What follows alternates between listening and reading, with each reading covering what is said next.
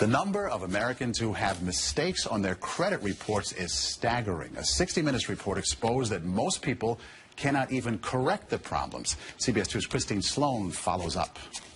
Meg Pasternak says a mistake on her credit report nearly destroyed her credit. We had to present so much documentation to say this wasn't ours, and then we still had to pay something to get rid of it. Pasternak says it took months to resolve the problem. You feel kind of helpless because they got you under the gun if you need to get a new car or a house or for anything. Pasternak is not alone in her frustration. A new government study finds up to 40 million Americans have mistakes on their credit reports. But an investigation by Steve Croft on 60 Minutes finds most people get nowhere trying to correct an error. Ohio's Attorney General tells Croft that is a clear violation of a federal law. The federal law says that if you believe that there is a mistake, you can go to them and they have an obligation to do a reasonable investigation.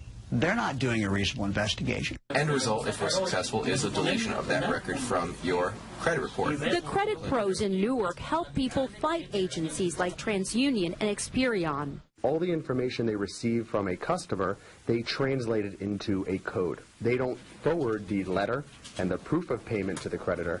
They just forward the 3-digit code. So the best way to protect yourself? Go directly to the creditor rather than going to the credit bureau themselves. Another good habit to get into, check your credit report periodically to make sure there are no changes. In Clark, New Jersey, Christine Sloan, CBS 2 News. And like 60 Minutes, we were unable to get an actual person at the 3 credit reporting agencies. 60 Minutes was referred to the spokesperson for the agencies, who provided a statement citing an industry-sponsored survey that showed 95